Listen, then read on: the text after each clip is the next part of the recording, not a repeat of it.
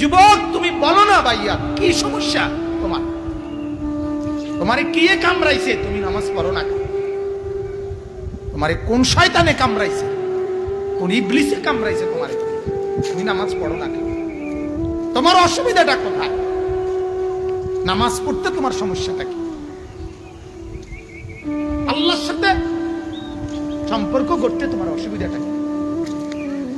আল্লাহরে নারাজ করাইয়া তোমার লাভ? আল্লাহর লগে দুশ্মনী কেন?